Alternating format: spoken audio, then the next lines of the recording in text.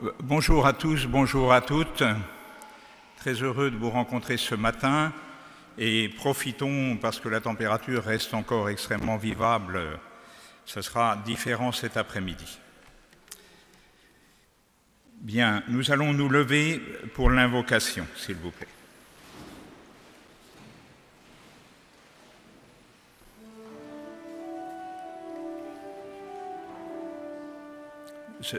Jean-Michel, c'est pas encore le chant. Pas de souci. La grâce et la paix nous sont données de la part de Dieu qui nous rassemble et de Jésus-Christ qui nous aime et nous conduit. Seigneur, nous venons auprès de toi avec confiance et avec joie. Nous avons soif de ta parole, nous avons faim de ta vie. Tu ne nous laisseras pas repartir le cœur vide. Nous le croyons à cause de Jésus, Christ, notre Seigneur. Spontané numéro 1.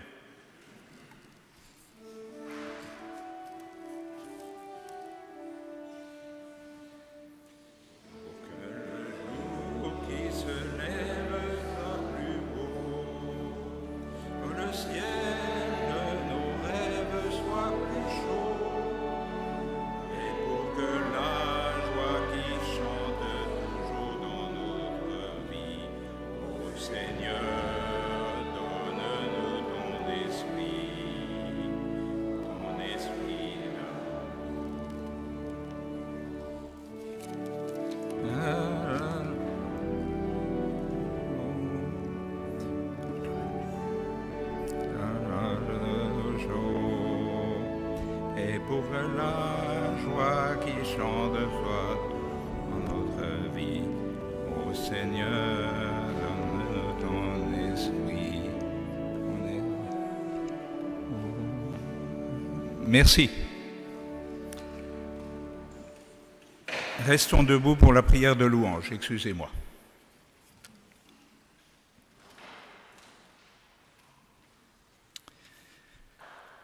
Acclamez le Seigneur, terre entière. Servez le Seigneur dans l'allégresse. Venez à lui avec des chants de joie. Reconnaissez que le Seigneur est Dieu.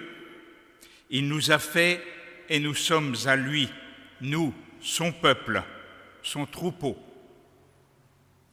Venez dans sa maison lui rendre grâce, dans sa demeure chanter ses louanges. Rendez-lui grâce et bénissez son nom.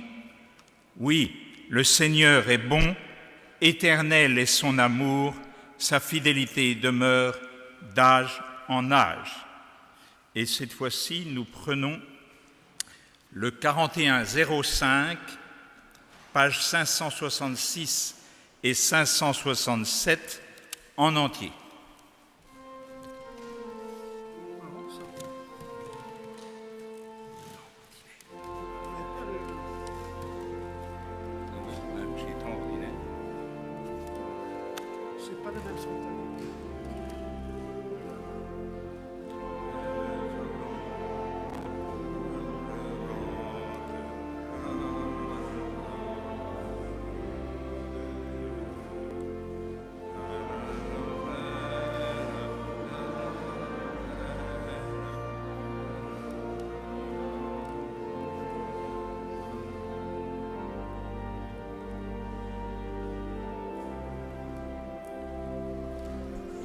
Jean-Michel, on va s'arrêter un instant, on va reprendre la ligne 2 de Nos cœurs te chantent, ensemble.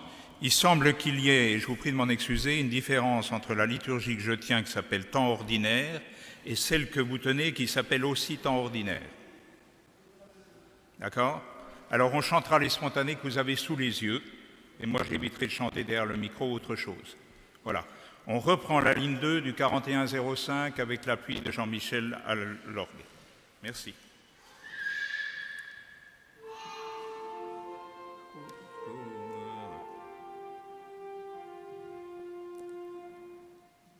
Dieu, où serait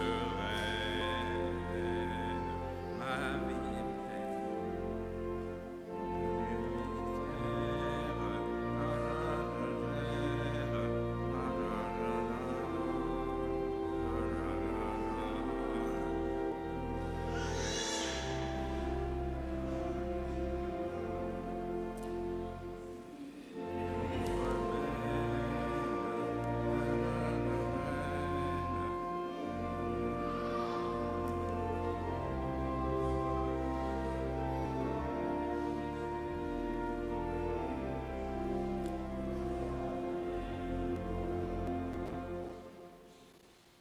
Bien, je vous laisse vous asseoir. On finira bien par s'y retrouver.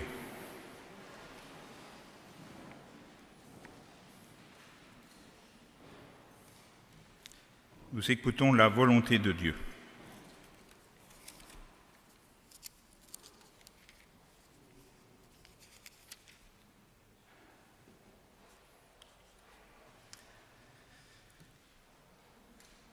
Si nous disons que nous sommes sans péché, nous nous trompons nous-mêmes, et la vérité n'est pas en nous. Si nous confessons nos péchés, Dieu qui est fidèle et juste nous pardonnera et nous purifiera de tout mal. Dans la confiance que nous donne cette parole, confessons humblement nos fautes.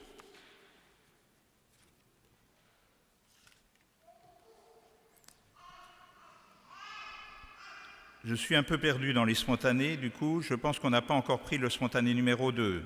C'est ça. Merci, Vincent. Donc, votre spontané numéro 2, pas le mien, et vous appuyez-vous sur la musique, s'il vous plaît.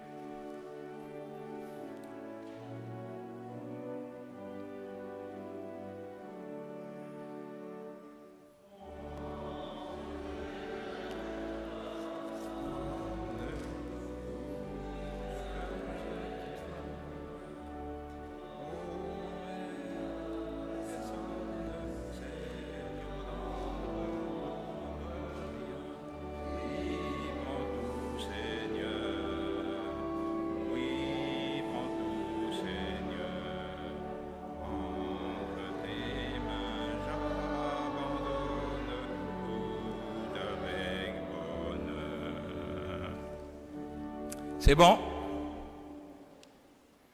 Merci bien. On ne l'arrête plus, notre Jean-Michel, ce matin. On ne l'arrête plus, notre Jean-Michel, ce matin. Merci. Nous restons assis pour la confession. Prions.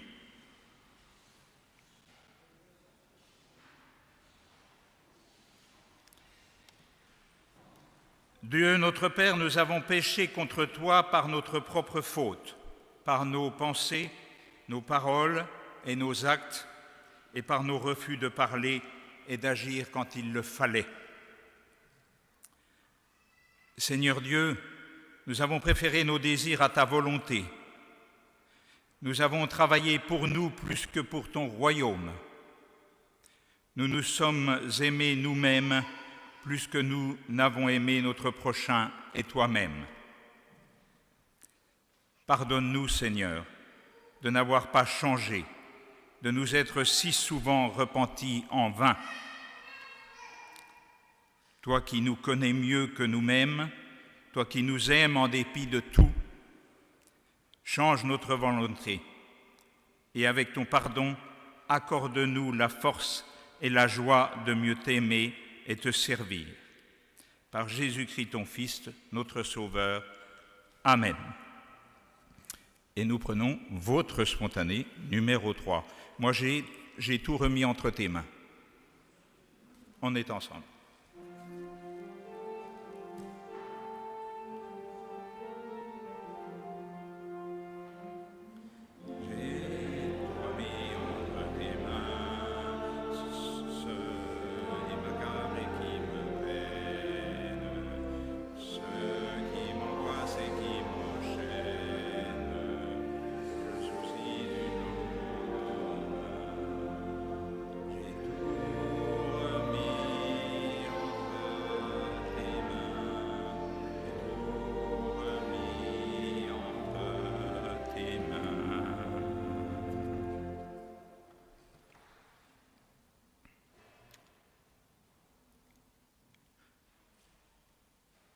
Dieu a tant aimé le monde qu'il a donné son Fils unique, afin que tout homme qui croit en lui ne meure pas, mais qu'il ait la vie éternelle.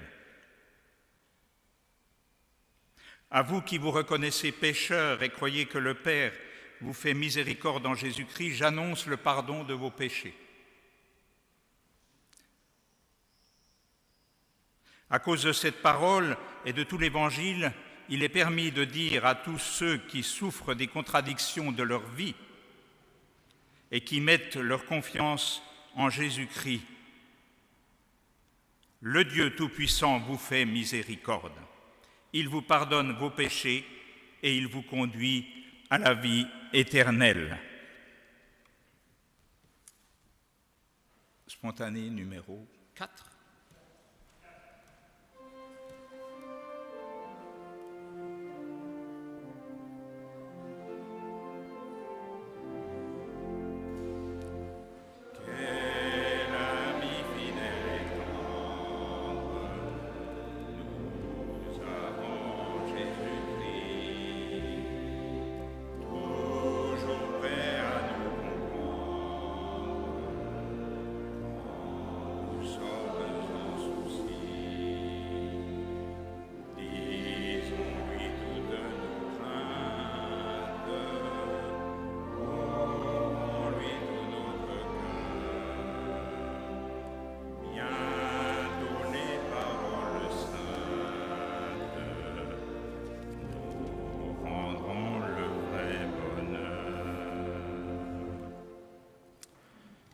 Levons-nous, s'il vous plaît.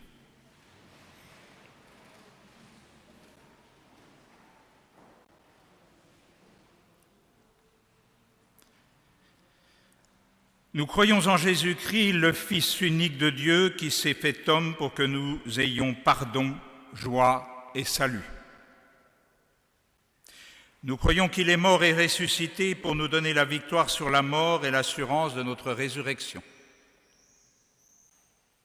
Nous croyons qu'il viendra faire dans la puissance et la gloire comme il est venu dans la faiblesse et l'humilité. Par lui, nous croyons en Dieu notre Père, qui nous prend pour ses enfants et nous aime comme il aime Jésus-Christ. Nous croyons en l'Esprit Saint, qui agit en notre esprit et nous atteste que nous sommes enfants de Dieu, qui guide l'Église par sa parole et nous révèle la gloire de Jésus-Christ. Nous croyons l'Église universelle, visible et invisible, pécheresse et pardonnée. Nous croyons que nous sommes tous liés à Jésus-Christ. Nous croyons que le royaume de Dieu est notre commune espérance. Amen. Spontané numéro 5.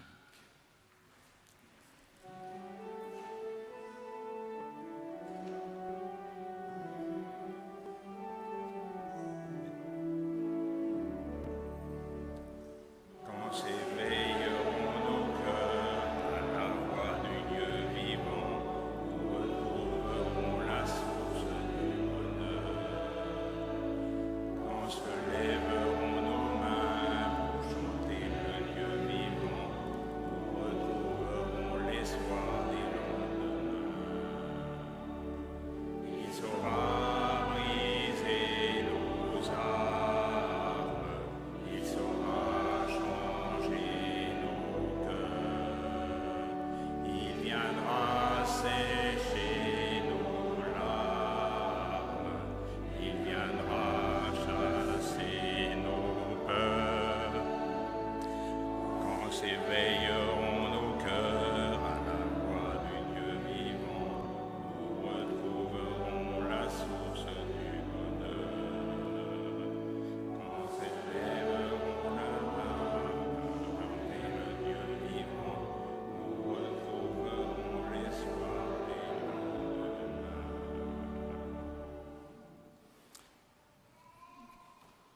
Je vous laisse vous asseoir.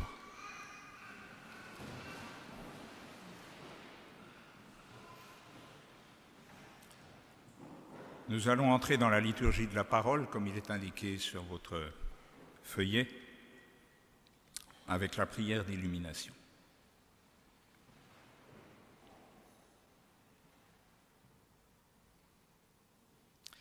Père, ta parole est pour nous ferment du royaume et germe d'espérance. Que par ton esprit, nous la recevions avec simplicité et avec joie. Que cette parole nous fasse porter les fruits que tu attends. Nous te le demandons par Jésus-Christ notre Seigneur. Amen.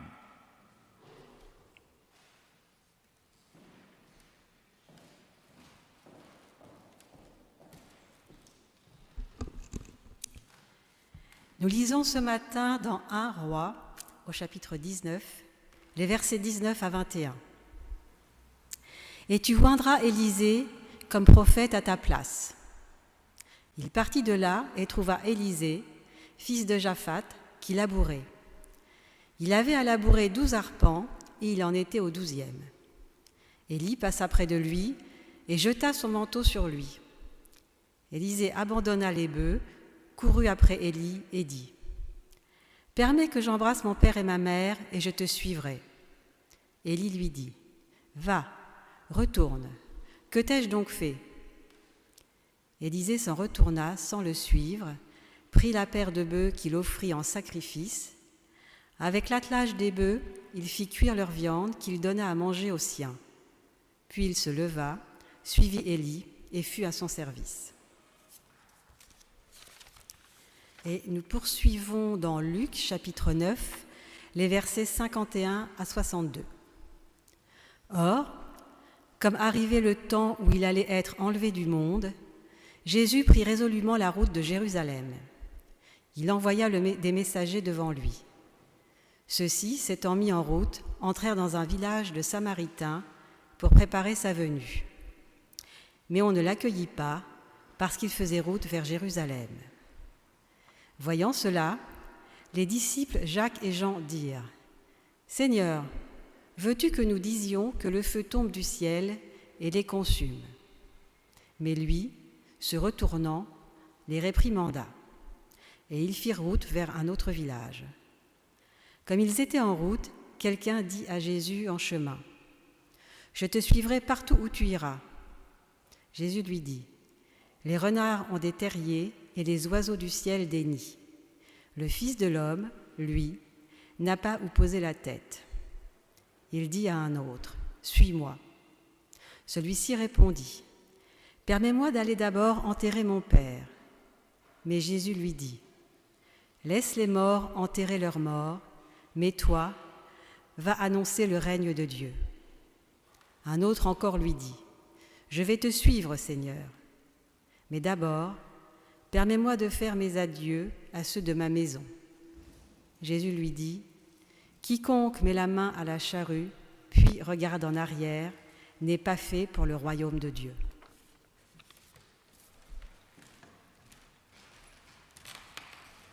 Nous allons prendre le chant 41-29, pages 602 et 603 en entier.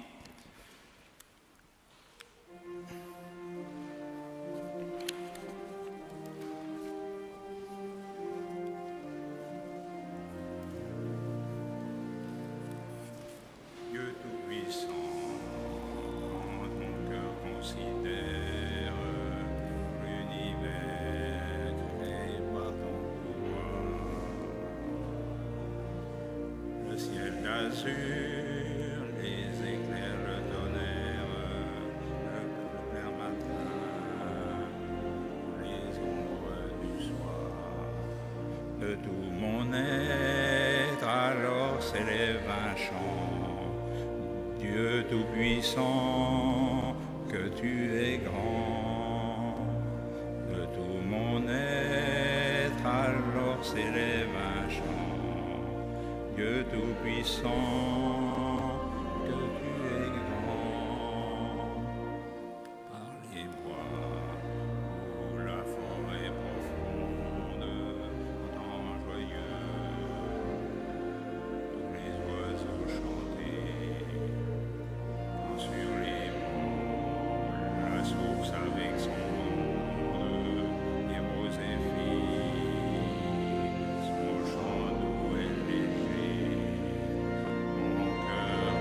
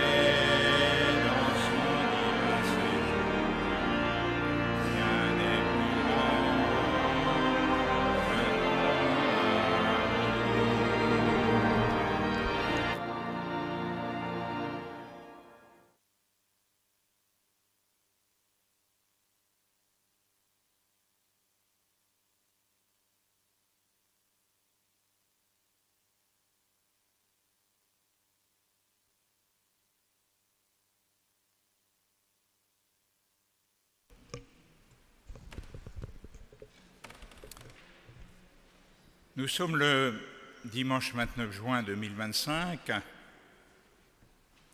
Les mois de juillet, août vont voir, que ce soit en direct ou sur l'écran d'une télévision, les chassés-croisés habituels. Et peut-être avez-vous des projets de déplacement, des projets de congé, pour lesquels vous avez préparé quelques bagages. Alors je vais vous en proposer un petit aujourd'hui à ajouter avec le contenu que vous allez entendre.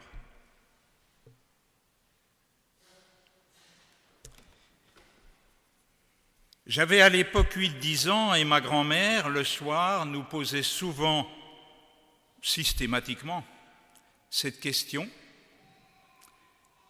Avez-vous fait votre examen de conscience ? Avons-nous fait notre examen de conscience ? Cette question ne vous sera pas directement posée ce matin, ce qui signifie qu'elle vous sera posée indirectement. Et le point de départ de mon court discours va évoquer dimanche il y a 8 jours. Sans discontinuer cet été, depuis le dimanche 22 juin, dimanche dernier, et jusqu'aux 2/3 de l'automne à venir, la liste des lectures bibliques quotidiennes pour l'année 2025 propose l'évangile de Luc, c'est-à-dire plusieurs mois d'évangile de Luc. Dans l'Église protestante unie de France, l'EPUDF, mais certainement pas seulement, aucune personne montant en chair n'est tenue de suivre un lectionnaire quel qu'il soit. Mais une fois n'est pas coutume, je voudrais mentionner qu'il y a 10 jours, donc, c'est dans l'Ancien Testament, sur 2 extraits du livre de l'Ecclésiaste, avec le livre de Job, le livre des psaumes, le livre des proverbes est placé avant le cantique des cantiques, le livre de l'Ecclésiaste est un livre dit poétique.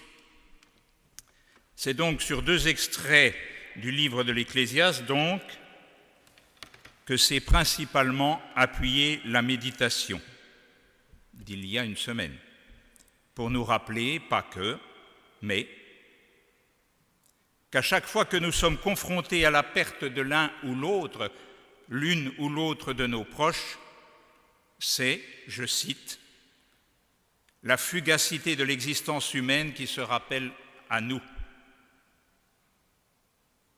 Et que, je cite encore, la sagesse est du côté de celles et ceux qui acceptent de se situer dans la succession des générations.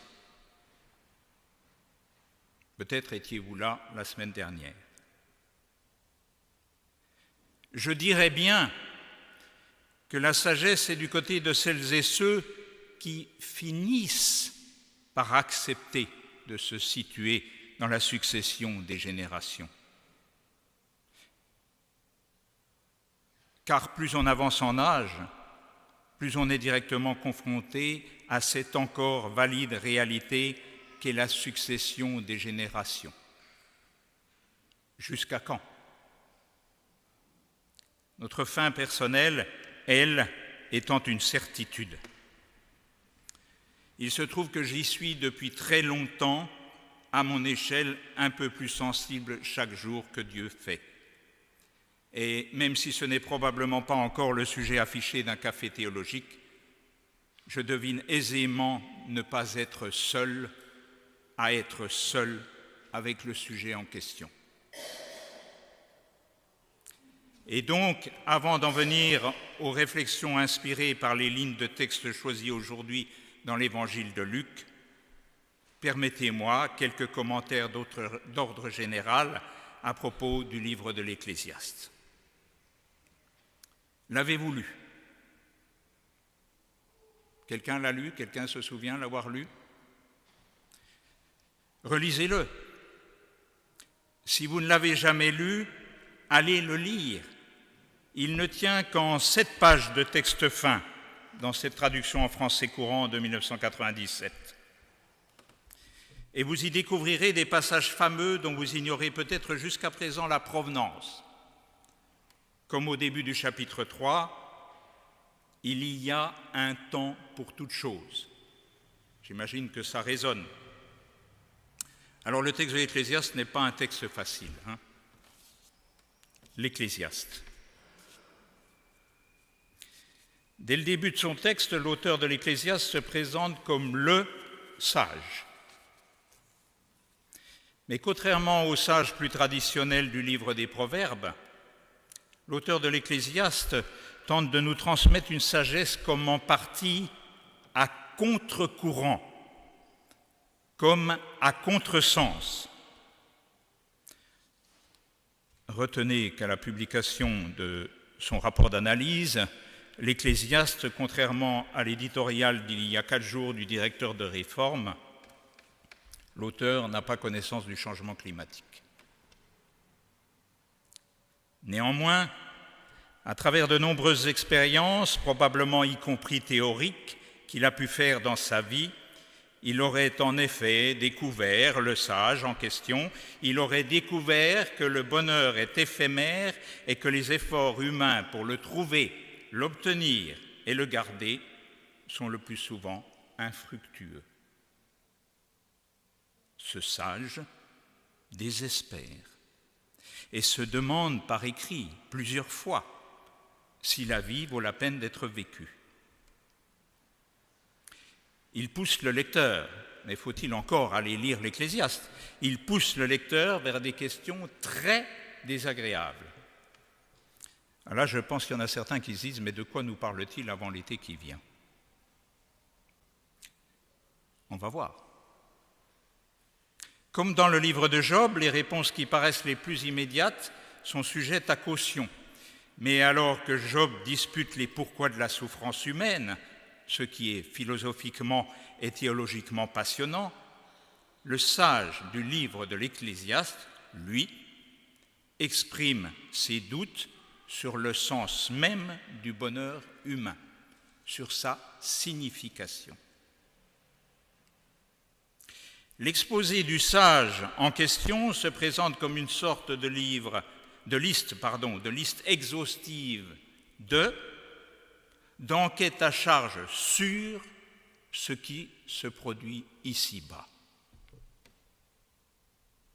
Affirmation réitérée du caractère temporaire, contradictoire et incertain des joies et des efforts de l'être humain, jeunesse, richesse, gloire, justice. Affirmation en principe valorisante du travail et de l'intelligence, relativisée, voire détestée. Insécurité causée par la menace constante de la mort et par l'injustice régnant sur terre. Impossibilité de comprendre les plans de Dieu pour le monde, ce qui, par voie de conséquence, rend le destin de l'espèce humaine insaisissable. C'est à se demander si le sage et moi, on ne lit pas les mêmes titres de journaux. Si le sage et moi n'aurions pas accès aux mêmes chaînes télévisuelles d'information continue. Un bilan, somme toute, à l'allure pessimiste, qui entraîne, pour son auteur, un certain nombre de réflexions sur le type de conduite qu'il reste possible d'adopter dans la vie. Conduite qu'il reste possible d'adopter pour les jours, les semaines et par exemple, pourquoi pas, les 2 mois à venir. Et justement, ne serait-ce que pour ce possible-là, ne serait-ce que pour ces possibles-là, le texte de l'Ecclésiaste est à lire et à méditer. Je ne sais pas si vous vous souvenez, ceux et celles qui l'ont lu, mais c'est aussi un texte qui parle de fumée et qui parle de courir après le vent. Un petit peu d'air ne nous ferait pas de mal. Luc, puisque c'est le texte choisi. Dans le Nouveau Testament, cette fois-ci. L'Évangile fait partie des 3 synoptiques. Ils sont désignés avec ce terme à cause de leurs nombreuses ressemblances de construction et de contenu. Plusieurs épisodes de la vie de Jésus et de son enseignement leur sont communs et souvent racontés en des termes proches, voire identiques.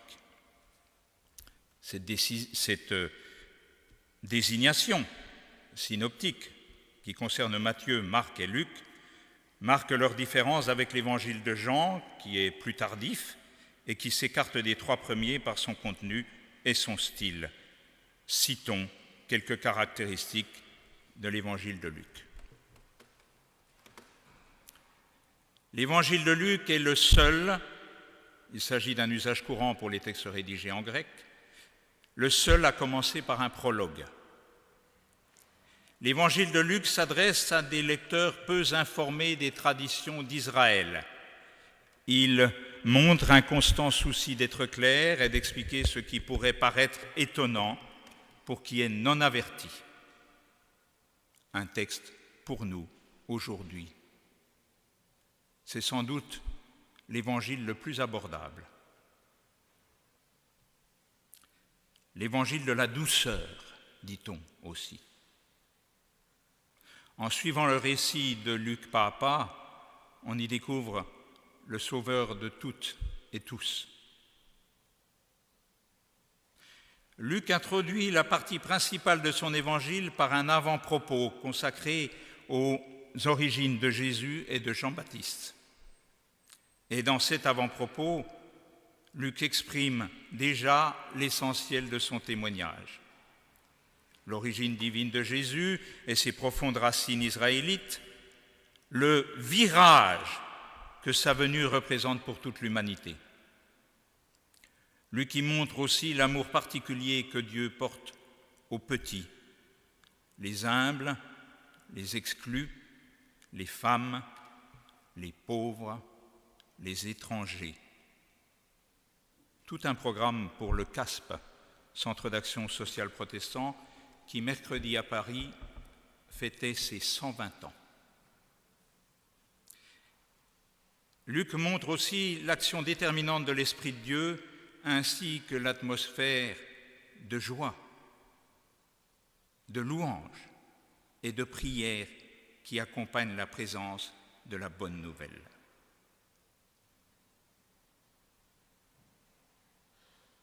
Venons-en maintenant enfin à l'extrait en question. La montée à Jérusalem est la partie la plus personnelle du texte de Luc.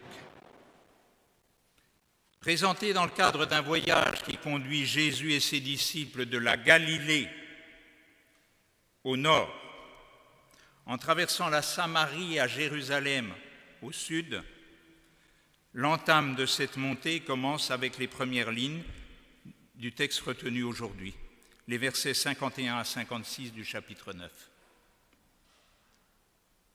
Verset 51. Or, comme arrivait le temps où il allait être enlevé du monde, Jésus prit résolument la route de Jérusalem. Jésus sait la passion, arrestation, interrogatoire, jugement, condamnation et crucifixion inévitables. Qu'on le comprenne ou pas, il reste que la conscience de la venue de cet inéluctable ne peut que créer une certaine tension. Tension que peut-être, rien n'est cité ou décrit dans cet extrait, contrairement à Jésus, les disciples ne vivent pas, ne comprennent pas. Jacques et Jean donnent même l'impression d'agir à la manière de ceux et celles qu'on désigne quelquefois comme des nouveaux convertis. Avant même de comprendre, ils veulent déjà agir, et qui plus est, agir de manière radicale contre les habitants d'un village samaritain qui refusent de les accueillir. Verset 54. Voyant cela, les disciples Jacques et Jean dirent : « Veux-tu que nous disions que le feu tombe du ciel et les consume ?» Alors, au regard de l'animosité historique qui règne entre les habitants de la Samarie et les Juifs, il n'y a rien de surprenant à ce qu'un village traversé par un groupe qui se rend à Jérusalem ne soit pas reçu cordialement. Versets 55 et 56. Mais lui, Jésus, se retournant, les réprimanda, et ils firent route vers un autre village. Dans la tension de la tragédie salvatrice qui s'annonce, alors qu'il sera lui-même bientôt jugé, nous n'oublierons pas la parabole du bon samaritain dans Luc 10, versets 29 à 37, et nous n'oublierons pas non plus la femme samaritaine au puits dans Jean chapitre 4, versets 1 à 42. Alors qu'il sera lui-même bientôt jugé, Jésus refuse de juger.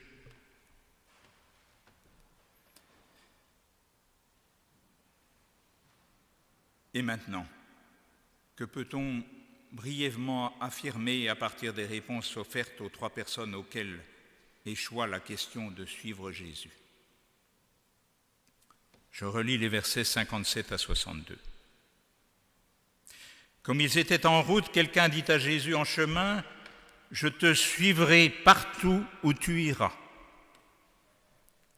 Jésus lui dit : « Les renards ont des terriers et les oiseaux du ciel des nids. Le Fils de l'homme, lui, n'a pas où poser sa tête. » Il dit à un autre : « Suis-moi. » Celui-ci répondit : « Permets-moi d'aller d'abord enterrer mon Père. » Mais Jésus lui dit : « Laisse les morts enterrer leurs morts, mais toi, va annoncer le règne de Dieu. » Un autre encore lui dit : « Je vais te suivre, Seigneur, mais d'abord permets-moi de faire mes adieux à ceux de ma maison. » Jésus lui dit : « Quiconque met la main à la charrue, puis regarde en arrière, n'est pas fait pour le royaume de Dieu. » Oui, que peut-on affirmer à propos de ces 3 personnes ? 1, qu'elles se trouvent ici et maintenant parmi nous. 2, qu'il leur est proposé, demandé d'aller de l'avant. 3, qu'aller de l'avant, c'est choisir d'apprendre de nos expériences, de grandir et de ne jamais perdre espoir, que chaque nouvelle journée est une occasion de recommencer et de réussir. 4, que la sagesse, c'est la connaissance du vrai et du bien, fondée sur la raison et sur l'expérience. 5, que le bilan de conduite auquel nous engageait tout à l'heure l'Ecclésiaste, faut-il encore le lire, est le même que celui mis en exergue dans les versets 51 à 62 du chapitre 9 de Luc, avant cette prédication.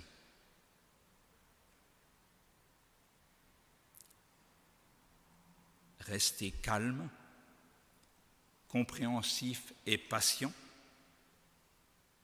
Rester calme, compréhensif et patient, ne reviendrait-il pas à respecter Dieu ? Ne pas se laisser emporter, rester mesuré. Ne pas se laisser emporter, rester mesuré, ne reviendrait-il pas à respecter Dieu et ses commandements ?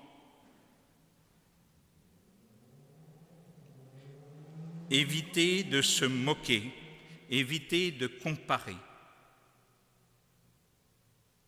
Éviter de se moquer, éviter de comparer, ne reviendrait-il pas à appliquer les versets 37 et 39 du chapitre 22 de l'évangile de Matthieu, à savoir : tu aimeras le Seigneur ton Dieu de tout ton cœur, de toute ton âme et de toute ta pensée. Tu aimeras ton prochain comme toi-même. respecter Dieu, ne reviendrait-il pas tout bonnement à conserver l'espérance, à aller de l'avant? Voilà le petit paquet qui nous est confié pour les 2 mois d'été à venir.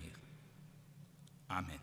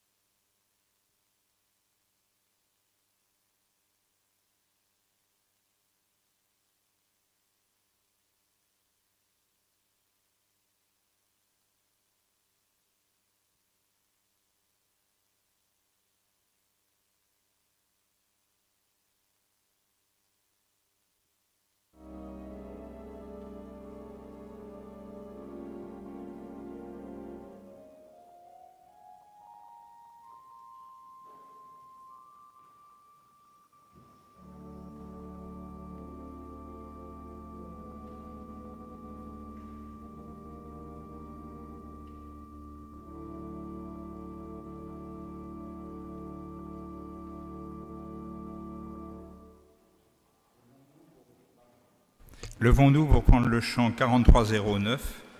Ce sont les pages 646 et 647, s'il vous plaît.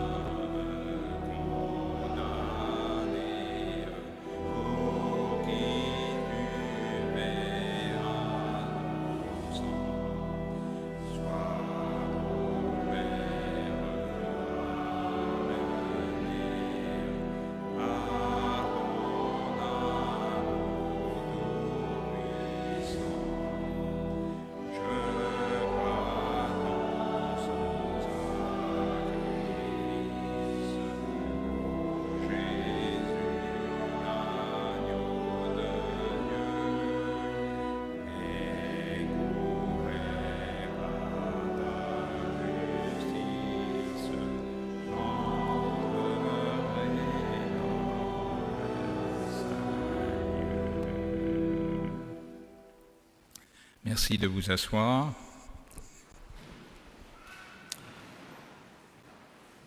Je vais faire moi-même les annonces, il y en a très peu. Alors, il reste sur la table d'accueil au fond ce petit dépliant supplémentaire qui s'appelle Activités et rencontres septembre 2025-juin 2026. Et si au moment de sortir, il n'y en a plus à votre disposition, je pense qu'on retrouve la même liste de dates sur le site de la paroisse. La deuxième annonce, je salue Monique Stingel en passant, je sais qu'elle est devant son écran, c'est le fait que le groupe de prière a été reporté au lundi 7 juillet. Alors, il y avait probablement un groupe de prière qui était prévu demain, et ce groupe est reporté au 7 juillet, mais s'il aura lieu. Et voilà maintenant le temps de l'offrande avec le traditionnel mot de notre trésorier.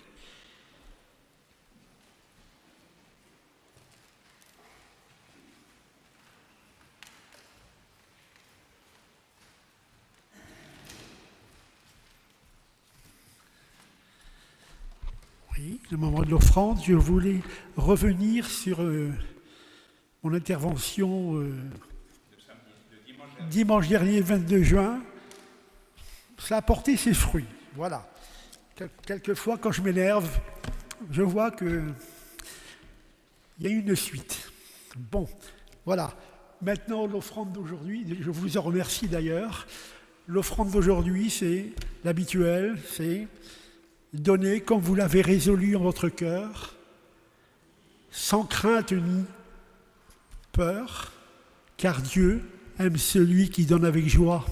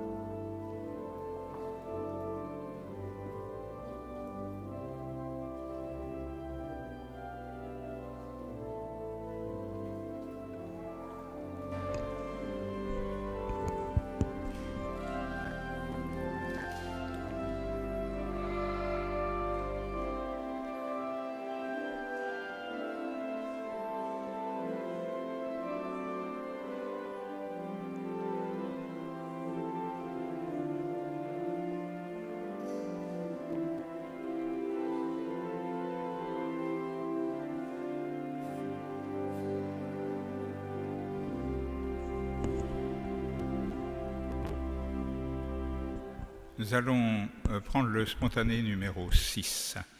Alors, sur ma feuille à moi, j'ai « Laisserons-nous à notre table ». Très bien.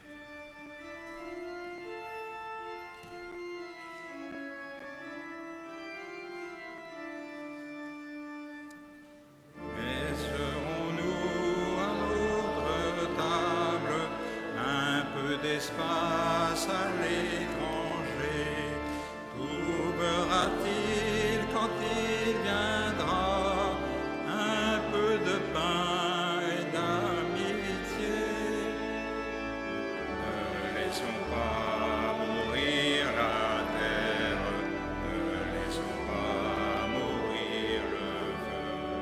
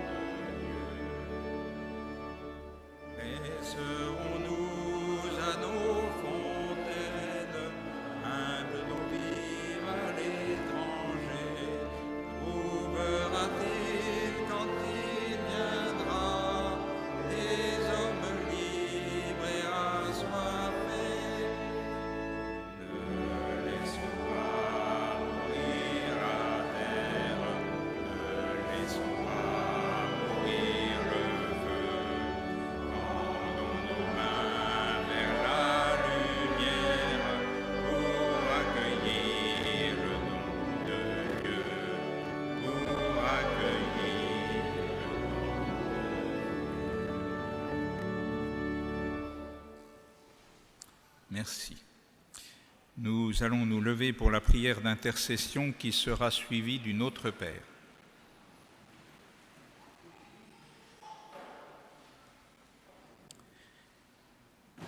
Pour que l'Église tout entière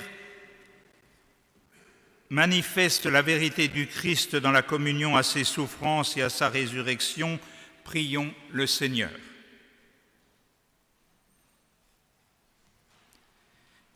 Pour ceux et celles qui sont usés par le travail et la fatigue, pour ceux que blessent les contraintes et les duretés de la vie, afin qu'ils rencontrent des frères et des sœurs capables de les aider, prions le Seigneur. Pour ceux et celles qui doivent affronter la vieillesse ou la maladie, pour ceux qui connaissent l'affliction ou le désespoir, prions le Seigneur. Pour ceux et celles qui portent de grandes responsabilités, afin qu'ils ne cherchent pas à dominer, mais à servir, prions le Seigneur. Pour notre terre, création de Dieu, afin que tous ceux et celles qui l'habitent cessent de la meurtrir et de la défigurer, pour ceux qui consacrent leur force à restaurer la paix et à construire la justice, prions le Seigneur. Pour que notre communauté soit un lieu fraternel où soit vécu le service et le pardon, pour que toutes les générations y aient leur place et s'engagent au service de Dieu, prions le Seigneur. Nous prenons un instant de silence pour nommer pour chacun de nous ceux, celles vers lesquels nous voulons aussi tourner notre prière.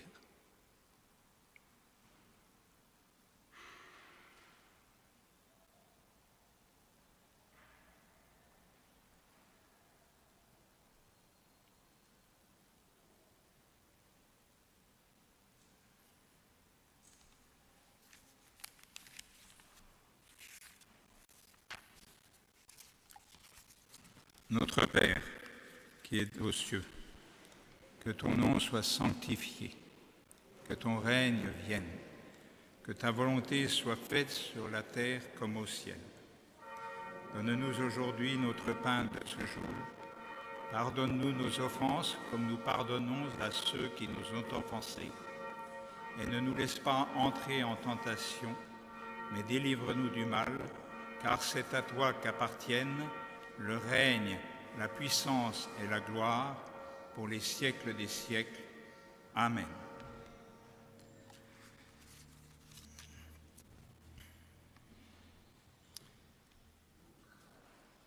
Poursuivez donc votre route dans le Christ, Jésus le Seigneur, tel que vous l'avez reçu.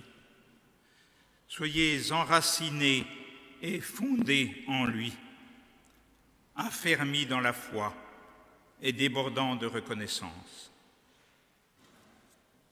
Et que le Dieu Tout-Puissant nous bénisse et nous garde, le Père, le Fils et l'Esprit Saint. Amen. Nous terminons avec le spontané numéro 7.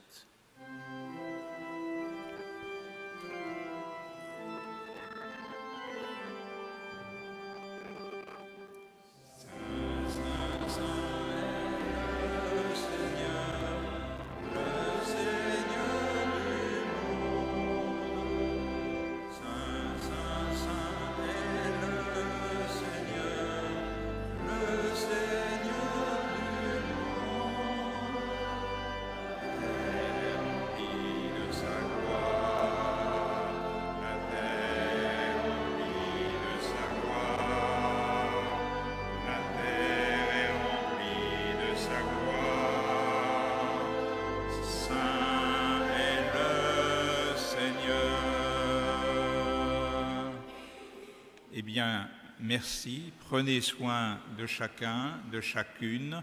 Bon dimanche. Protégez-vous de la chaleur. Passez un excellent été. Le temple des Batignolles sera ouvert tout l'été. Un culte chaque dimanche. Pour ce qui est de moi-même, je crois que je reviens derrière ce micro le 17 août. Merci.